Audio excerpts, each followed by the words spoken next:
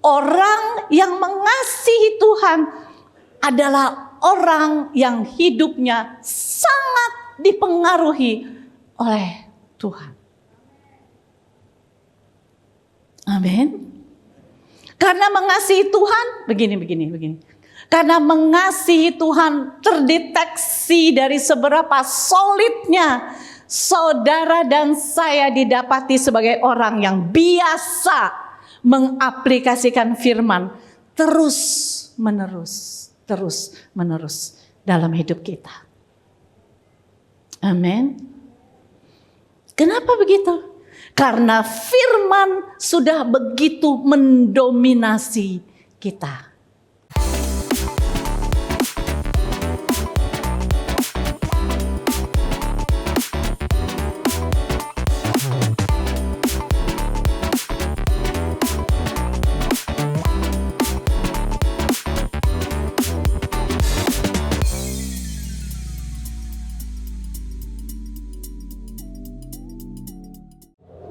Shalom, jumpa lagi dengan Ibu Gembala. Shalom yang di rumah, shalom yang dimanapun saudara. Ini masih Paskah.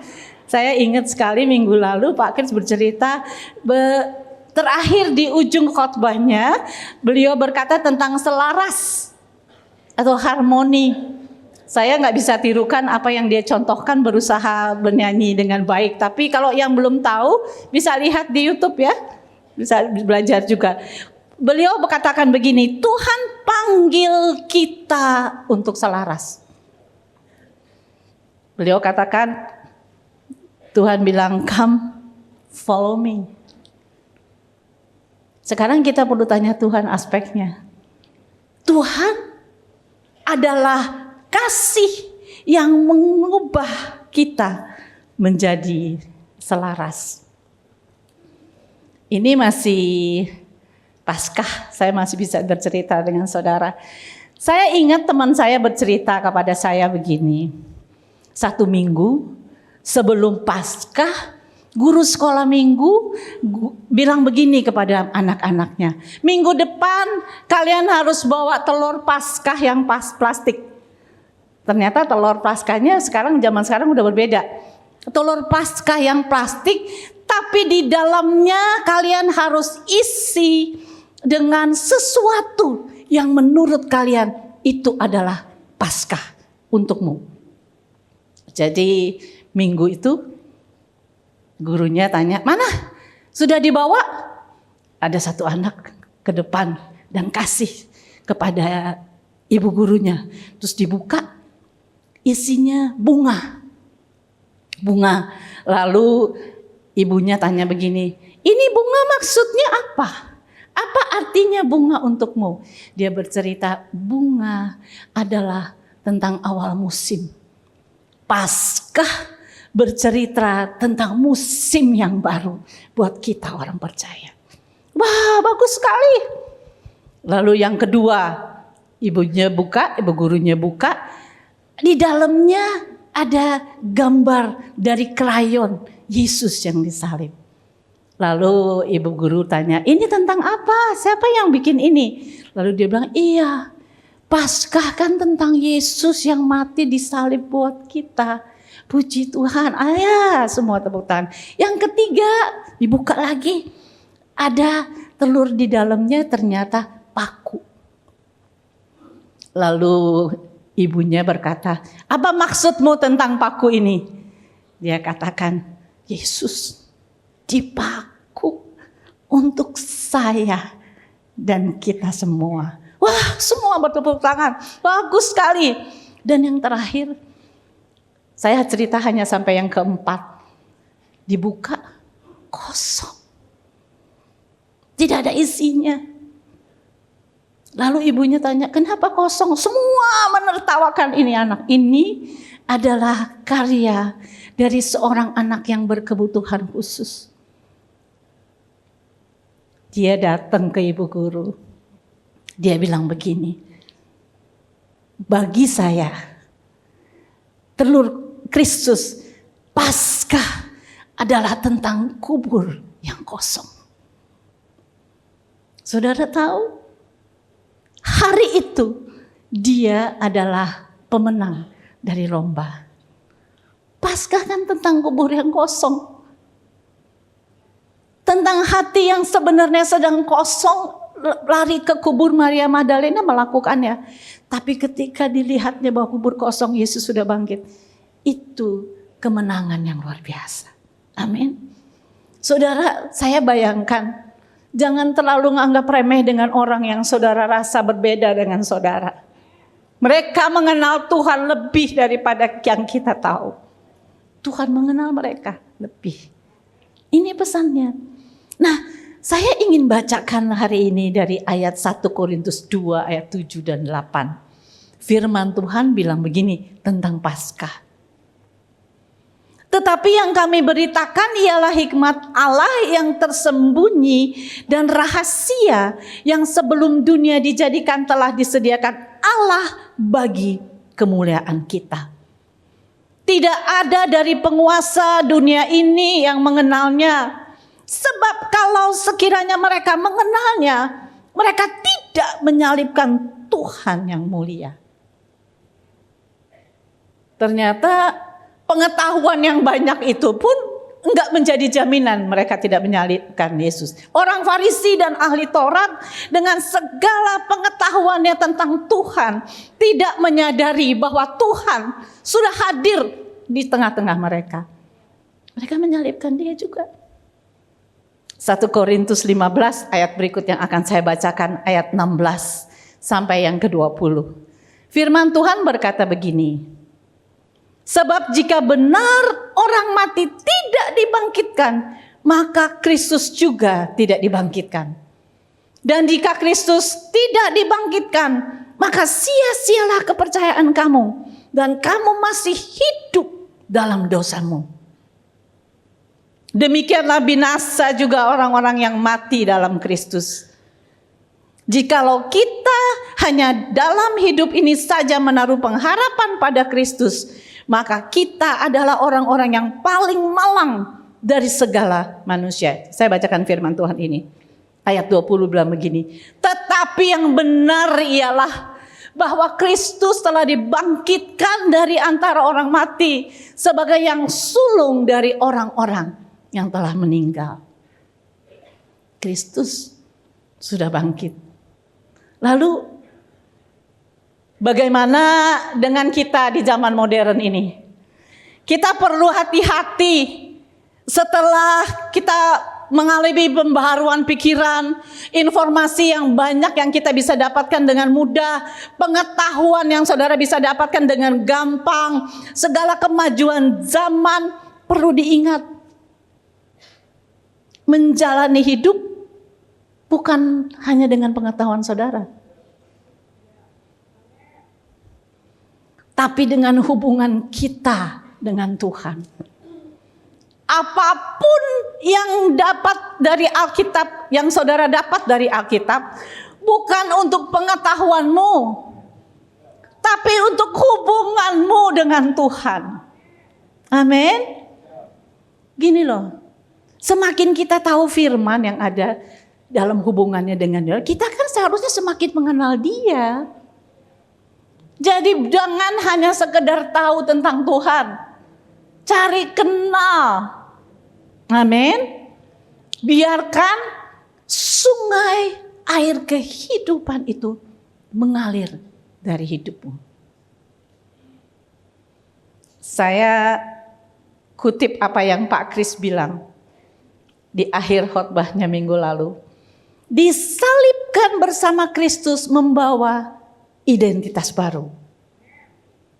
Pekerjaan Yesus telah selesai di atas kayu salib, membuat kita bisa memiliki hari esok.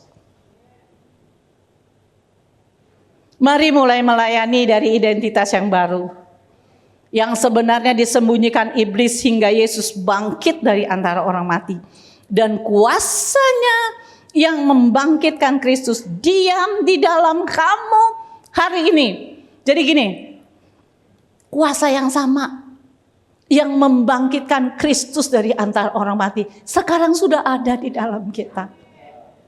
Saudara ingat lagu tadi?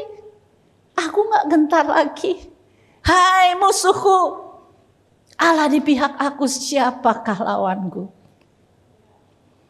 Tuhan adalah kasih. Ini kutipan dari apa yang Pak Kris bilang. Tuhan adalah kasih yang mengubah kita untuk menjadi selaras dengan Dia. Ini adalah hubungan yang harmoni. Nah, untuk selaras itu kita perlu lakukan sesuatu. Saudara bisa ingat minggu lalu, Pak Kris biarkan Yani menyanyi dulu, baru dia ambil bagiannya dia. Artinya ada bagian kita yang harus kita lakukan untuk supaya selaras dengan Tuhan, kan? Nah, hari ini saya akan berbagi kepada saudara tentang lakukan bagianmu. Do your part. Yang perlu Bapak Ibu dan saudara kita sama-sama ingat adalah kita didesain oleh Tuhan untuk menjadi tempat tinggal. Tempat tinggalnya Tuhan. Tempat Tuhan berdiam. Amin. Nah, saya perhatikan begini. Kata selaras itu dalam Kamus Bahasa Indonesia kan artinya sesuai. Sesuai, ya kan? Jadi hari ini saya akan berbagi dari firman Tuhan Yohanes 14 ayat 23 sampai 25. Nah, judul perikop ini adalah tentang Yesus menjanjikan penghibur. Dan yang akan kita baca adalah jawaban Yesus terhadap pertanyaan Yudas. Ayat 22 bilang begini. Yudas yang bukan Iskariot berkata kepadanya, Tuhan, apakah sebabnya maka engkau hendak menyatakan dirimu kepada kami dan bukan kepada dunia ini? Ini jawaban Yesus. Ayat 23 bilang begini. Jawab Yesus. Jika seorang mengasihi aku, ia akan menuruti firman-Ku dan Bapa-Ku akan mengasihi dia dan kami akan datang kepadanya dan diam bersama-sama dengan dia. Saudara, dibilang jika seorang mengasihi aku, ia pasti menuruti firman-Ku. Nah, kata menuruti dalam bahasa aslinya di Alkitab menggunakan kata tereo. Tereo mengandung beberapa arti. Saya akan bacakan hanya 3 saja. Lebih memudahkan kita bersama. Tereo artinya mengawasi dengan tepat atau memperhatikan dengan hati-hati firman-Ku. Yang berikutnya, tereo punya arti yang kedua, memenuhi perintah. Memenuhi perintah firman-Ku. Dan yang ketiga, berpegang teguh dan terikat dengan firman-Ku. Saudara bisa tangkap artinya lebih dalam. Sekedar menuruti perintah. Jadi saudara, bentuk pelayanan tertinggi yang kita bisa kerjakan di hadapan Tuhan adalah ketaatan kita kepada Tuhan. Bentuk pelayanan tertinggi kita yang bisa kita kerjakan di hadapan Tuhan adalah ketaatan kita kepada Tuhan. Dan bentuk kasihnya kita kepada Tuhan adalah melakukan tindakan mengaplikasikan Tuhan punya aturan dalam ajaran dan ajarannya dalam hidup kita. Paham maksud saya ya? Bentuk kasih saudara kepada Tuhan adalah melakukan tindakan mengaplikasikan Tuhan punya aturan dan ajaran dalam hidup kita. Oh wow, ada anak muda banyak duduk di bawah ya. Hai, shalom, luar biasa. Ini perlu jadi pertimbangan. Saudara, ini perlu jadi pertimbangan. Bahwa mengasihi Tuhan Tidak sebatas di bibir saja. Mengasihi Tuhan tidak bisa diukur dari seberapa sibuknya kita dari acara-acara kekristenan. Atau seberapa sibuknya saudara dan saya melayani pekerjaan Tuhan. Jadi mengasihi Tuhan tidak bisa diukur dari sisi itu. Bisa jadi saudara terlalu rajin ke gereja karena saudara bosen di rumah. Pasti udah mama terlalu banyak bicara, mama terlalu ator. Bentuk mengasihi Tuhan sekali lagi tidak bisa diukur dari seberapa sibuknya kita dari acara-acara kekristenan. Iya kan? Berikut dikatakan dalam ayat ini, saya suka ayatnya, coba dimunculin lagi. Ayatnya bilang begini, kami akan datang kepadanya. Siapa yang akan datang kepadanya? Bapa dan Yesus akan datang kepadanya. Jadi inisiatifnya datang dari Tuhan untuk saudara dan saya yang mengasihi Dia. Inisiatifnya dari Tuhan untuk datang kepada saudara yang mengasihi Dia. Luar biasa bukan? Ayat ini katakan begini, aku dan Bapa akan datang. Artinya konsepnya kita paham. Siapapun yang cari Tuhan pasti akan ketemu Tuhan. Sekali lagi saya bilang, kami akan datang. Kata datang mempunyai arti hadir dan memberi pengaruh. Bukan sekedar hadir. Kami akan datang, kami akan hadir dan memberi pengaruh kepada saudara. Enggak akan biasa-biasa hidup kita. Berarti begini, orang yang mengasihi Tuhan adalah orang yang hidupnya sangat dipengaruhi oleh Tuhan. Amin. Karena mengasihi Tuhan, begini.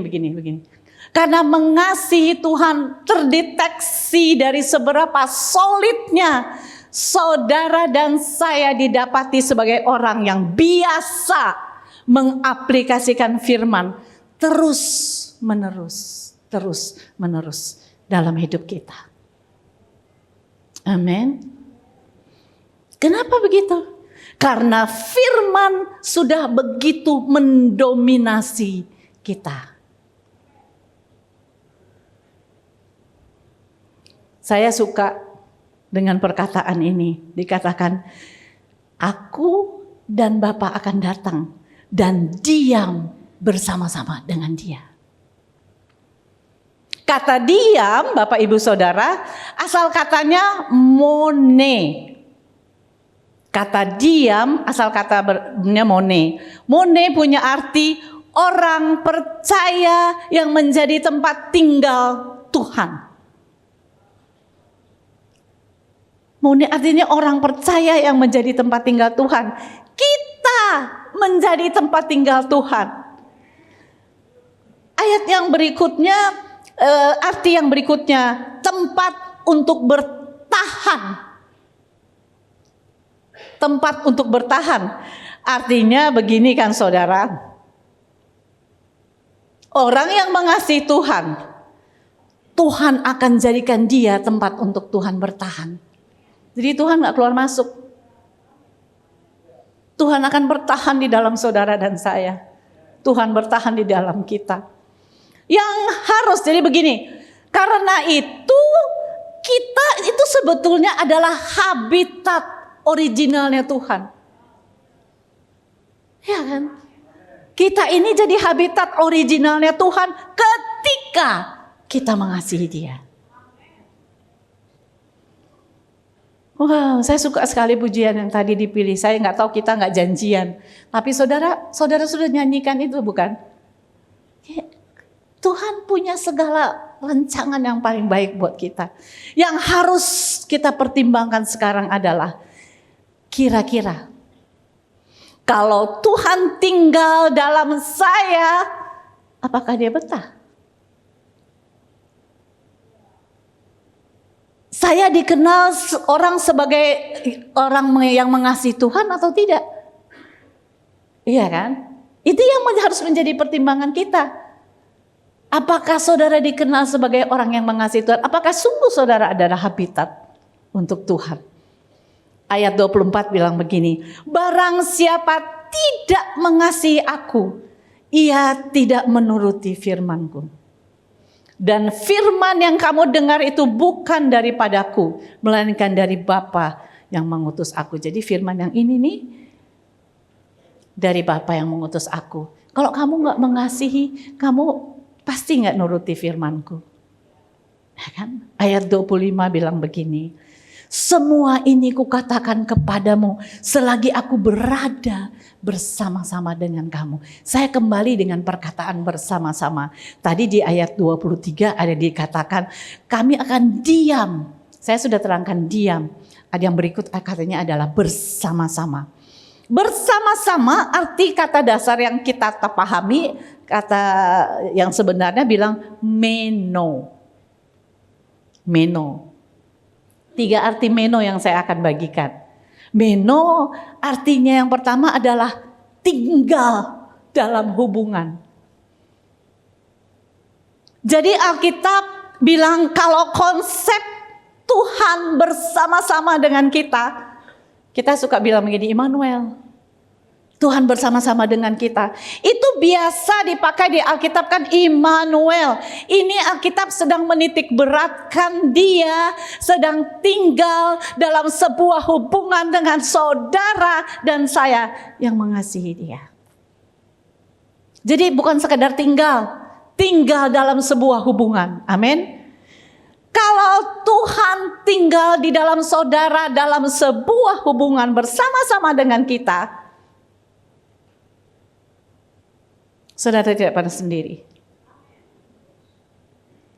Orang yang tanpa hubungan, kalau begini, berarti kan saudara selalu akan punya hubungan ketika saudara mengasihi Tuhan. Orang yang tanpa hubungan kan namanya jomblo. Artinya saudara gak mungkin jomblo. Tuhan ada bersama-sama dengan saudara. Nah ini yang kita perlu pahami Bapak Ibu Saudara. Sebab kalau orang tidak memahami kebenaran ini, banyak orang akan feel lonely. Merasa sendiri. Dikuasai oleh kesepian. Orang tua aku tidak memahami aku. Tidak ada yang mengerti aku. Aku sendirian. Mari saya ingin jelaskan. Padahal konsep Alkitab bilang, kalau Tuhan berkata, aku bersama-sama dengan kamu. Alkitab sedang bilang, Tuhan sedang tinggal dalam sebuah hubungan dengan saudara dan saya. Saya persingkat. Kita, harga mati, tidak pernah sendiri. Pada sendiri. Saya nggak tahu bagaimana perasaan saudara ketika mendengarkan kebenaran ini. Saya mau ingatkan, you never alone. Arti berikut dari kata meno tadi, yang kedua adalah tetap berdiam atau hadir atau bertahan. Ini loh yang Tuhan buat saudara yang mengasihi dia. Tuhan berdiam. Tuhan tinggal dalam sebuah hubungan dengan saudara dan saya. Dia berdiam di dalam kita. Dan dia bertahan di sana. Wow. Tidak biasa. Nah, waktu Tuhan bertahan untuk punya hubungan dengan kita, ini terfokus kepada konsistensi. Artinya Tuhan konsisten. Jadi konsep yang harus kita pahami bersama adalah Tuhan bertahan tapi dialokasikan kepada apa? Konsistensinya. Jadi Tuhan senantiasa ada bersama dengan saudara dan saya. Ini kan menyenangkan sekali. Tetap berdiam, dia tetap bertahan, dia tetap hadir. Jadi kalau sampai saudara sedang merasakan bahwa saudara sendiri dan tidak diperdulikan oleh siapapun, ingatkan kepada dirimu, ada Tuhan yang mengasihi. Aku tidak sendiri. Yoti, kamu tidak sendiri. Sebut nama saudara, kamu tidak sendiri. Itu hanya tipuan pikiran saudara. Kebenarannya tidak. Bayangkan begini. Itu kan sebenarnya hal yang paling menyenangkan. Bayangkan banyak orang ikut Tuhan tuh di awal dengan kobaran.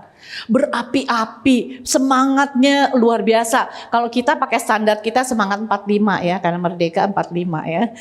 Di awal berkobar-kobar, tapi kemudian lama-kelamaan orang itu akan menyingkir.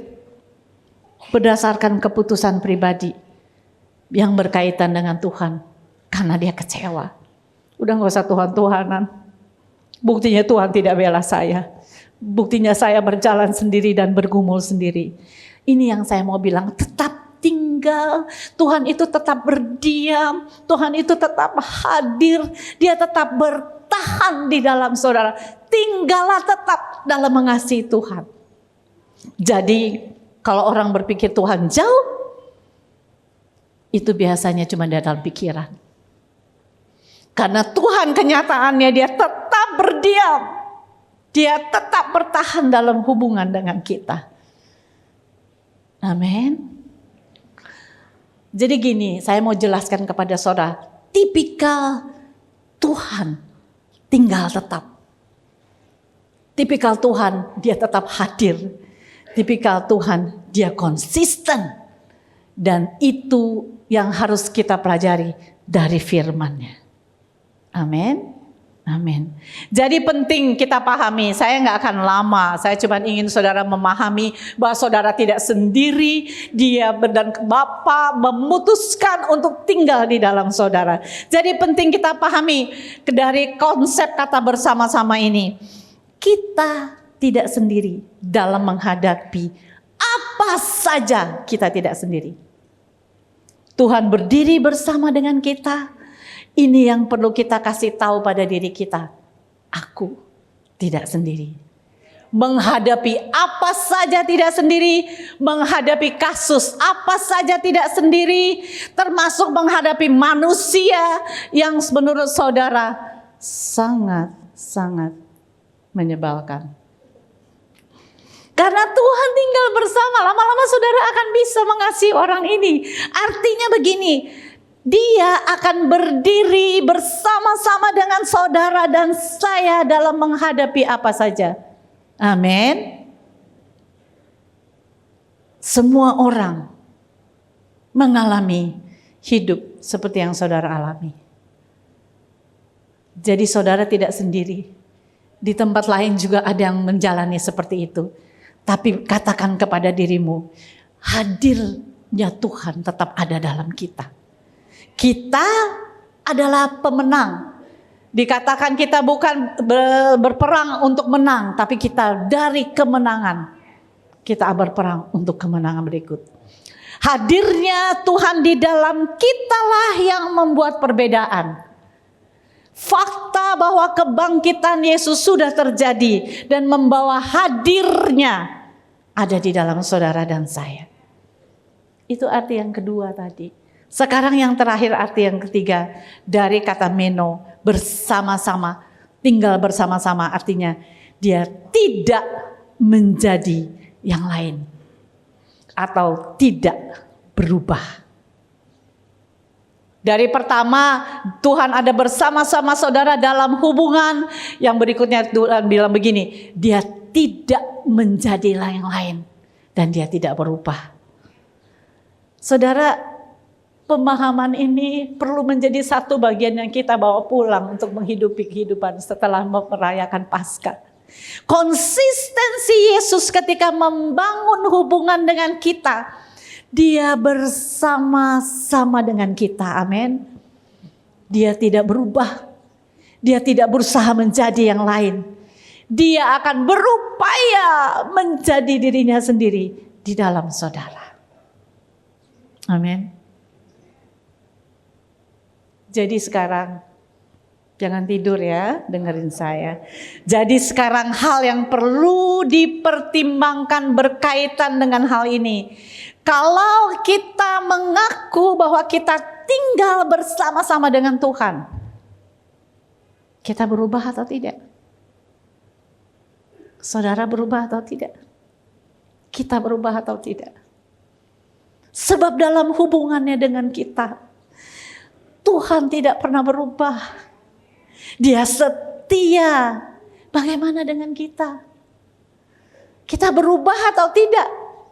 Saya kasih saudara pertimbangan untuk saudara pulang dan renungkan. Sementara Tuhan setia, jangan-jangan kita yang tidak setia.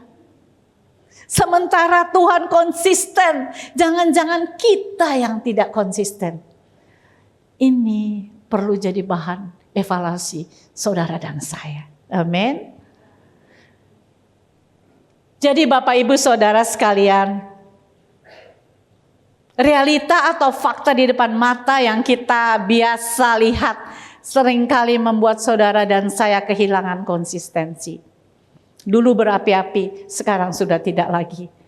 Kita kehilangan konsistensi untuk tetap percaya. Jadi apa yang harus kita bangun dalam cara kita berpikir adalah begini. Daripada saudara terjebak terhadap hanya memandang fakta di depan mata, kita harus mulai terbiasa melatih diri memandang fakta bahwa Tuhan hadir di dalam hidupmu. Amin. Kemampuan yang dia punya, kekuasaan yang dia miliki, maka saudara dan saya akan tetap ditemukan sebagai orang-orang yang tidak menyerah. Amin. Ingat, Tuhan mampu membuat jalan baru buat saudara. Tuhanlah penjagamu. Saudara tidak pernah sendiri. Dia ada bersama-sama dengan kita. Saya akan baca ayat terakhir untuk hari ini buat saudara. Efesus 1 ayat 18 dan yang ke-19. Dan supaya ia menjadikan mata hatimu terang, agar kamu mengerti pengharapan apakah yang terkandung dalam panggilannya. Betapa kayanya kemuliaan bagian yang ditentukannya bagi orang-orang kudus. Dan betapa hebat kuasanya bagi kita yang percaya sesuai dengan kekuatan kuasanya. Kekasih Tuhan, Tuhan desain kita menjadi tempat tinggalnya. Tempat dia berdiam, tempat dia hadir sebagai orang percaya dan mengasihi dia. Dalam kelemahan saudara pun kuasanya tetap bekerja. Apapun yang saudara alami, Tuhan tahu dan dia mengasihi saudara. Saudara dan saya akan mengalami kebaikannya dalam hidup kita dan menjadi pemenang di segala lini kehidupan. Jadi kalau saya paparkan dari tadi, apa sih do your part? Apa sih bagian aku? Percayalah kepada perintahnya. Taati firman-Nya sebab dia tinggal dalam saudara. Ini saya mau ingatkan, yang lebih besar ada di dalam saudara dan saya. Dia akan menolongmu setiap hari di setiap situasi yang engkau hadapi. Dalam nama Yesus, kita hidup senantiasa bersama-sama dengan Tuhan. Saya panggil teman-teman, saudara-saudara, anak-anakku yang akan menyanyikan penyembahan begini. Bapak, Ibu, Saudara, hidup bukan tentang saudara. Hidup tentang siapa yang berhubungan dengan saudara. Karena ketika kita mainkan peranan kita, kita akan menjadi satu alunan yang indah yang digabungkan dengan yang lain. Kita akan selaras, kita akan sesuai dengan firman Tuhan. Saudara dan saya ditentukan untuk ada di zaman ini untuk menghadapi segala situasi. Amin. Saya akan bacakan Yohanes 14 ayat 23. Mengakhiri yang ini. Jawab Yesus. Jika seorang mengasihi aku, ia akan menuruti firman-Ku, dan Bapa-Ku akan mengasihi dia, dan kami akan datang kepadanya dan diam bersama-sama dengan dia. Saya ada satu quote yang saya suka sekali, dikirim oleh teman rohani saya. Dia bilang, "He who has learned to seek nothing but the will of God shall always find what he seek." Artinya dia yang telah belajar untuk tidak mencari apapun selain kehendak Tuhan akan selalu menemukan apa yang dia cari. Saya selesai. Mari kita berdoa.